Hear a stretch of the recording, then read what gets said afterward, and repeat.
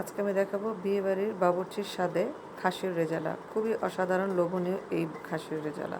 প্রথমে আমি শিলপাটায় মশলাগুলো পিষে নিচ্ছি। আদা আর রসুন পিষে নিচ্ছি। শুকনা মরিচ আমরা গরম পানিতে ভিজিয়ে রেখেছিলাম তাড়াতাড়ি যেন ভালোভাবে পেস্ট হয়। এটা সাধারণত সামান্য একটু পেস্ট করে নিয়ে এরপরে দিচ্ছি 1 টেবিল চামচ হালকা একটু টেলে নেওয়া ধনিয়া এবং হালকা টেলে নেওয়া জিরা, আস্ত জিরা। সুন্দরভাবে এগুলোও শিলপাটায় পিষে নেব। হয়ে গেলে আমরা একটা বাটিতে উঠিয়ে নেব। নিয়েছি 1 কেজি খাসির মাংস। আমি 1 ঘন্টা লবণ দিয়ে ভিজিয়ে রেখেছিলাম। এখন সুন্দরভাবে পানি দিয়ে ধুয়ে ফেলবো। একটা পেস্ট তৈরি করব। এখানে নিয়েছি হাফ কাপের মতো টক দই। এরপরে দিয়েছি পেঁয়াজ বেরেস্তা প্রায় হাফ কাপের মতো।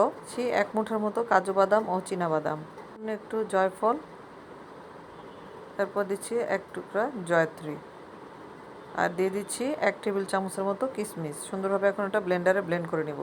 প্রায় হাফ কাপের মতো সয়াবিন তেল, এখানে বেরেস্তা ভাজা সয়াবিন তেলটা নিয়েছি।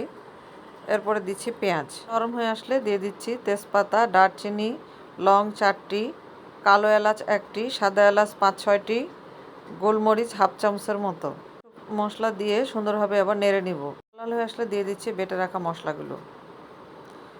সুন্দরভাবে এই মশলাটা প্রায় 3 থেকে 4 মিনিট কষাবো, যতক্ষণ না মশলার কাঁচা গন্ধটা যায়।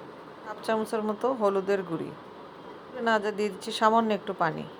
এর মধ্যে সুন্দরভাবে কষানো হয়ে গেলে এবং তেল উঠে আসলে দিয়ে দিব আস্ত 3টা রসুন। আমি আসলে রসুন পছন্দ করি, আস্ত রসুন, এই জন্য দিয়ে দিলাম। আর দিয়ে দিব খাসির মাংস। ছোটো দিয়ে প্রায় আমি হাই হিটে 10 মিনিট কষাবো। ভালোভাবে কষানো হয়ে গেলে দিয়ে দিব 1 মগের মতো দুধ। দুধ দিয়ে সুন্দরভাবে মাংসটা প্রায় সিদ্ধ করে নেব। গরম দুধ দিয়ে দিব। দুধ দিয়ে খাসি মাংসটা সিদ্ধ হয়ে যাবে। যদি সিদ্ধ হতে সময় লাগে সেক্ষেত্রে আর একটু গরম পানি অ্যাড করতে পারেন। ঢাকনা দিয়ে ঢেকে দিব। পরে কিছুক্ষণ পর ঢাকনা উঠিয়ে দেখব, নেড়ে চেড়ে দেবো একটু। মাংসটা খেয়াল করব সিদ্ধ হচ্ছে কিনা। আবার নেড়ে চেড়ে দিয়ে একটু ঢেকে দিব।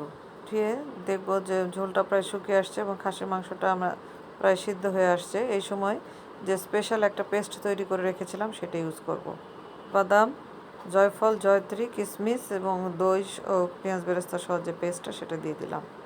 সুন্দরভাবে নেড়ে নিব।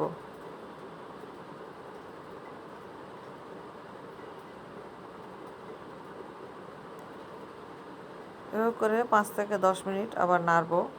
এতে বাদামের কাঁচা গন্ধটাও চলে যাবে। ঢেকে দিব এবং মাঝে মধ্যেই নেড়ে দিতে হবে, যেন বাদাম দেওয়ার কারণে যেন নিচে লেগে না যায়, এটা খেয়াল রাখতে হবে। প্রায় 1 চামচের মতো চিনি দিয়ে আবার একটু ঢাকা দিয়ে দিব। আবার 5 মিনিট পরে ঢাকনাটা উঠিয়ে দেখব যে এবং বাদামের গন্ধটাও চলে গেছে। মাঝে মধ্যেই প্রায় একটু নেড়ে দিতে হবে, আর ঢাকা দিব না। আর এই সময় দিয়ে দিচ্ছি একটু কাঁচামরিচ, আলু বোখারা 4-5টি, একটু পেঁয়াজ বেরেস্তা, হাফ চামচের মতো গরম মশলা, চামচের মতো দিয়ে দিচ্ছি টেস্টিং সল্ট। বিয়েবাড়িতে সাধারণত টেস্টিং সল্টটা ইউজ করা হয়। 2-3 ফোঁটা কেওড়া জল দিচ্ছি। গুঁড়া দুধ 1 টেবিল চামচের মতো এবং 1 টেবিল চামচের মতো দিয়ে দেবো ঘি। দিয়ে প্রায় 5 মিনিট রেখে দেব মৃদু আছে।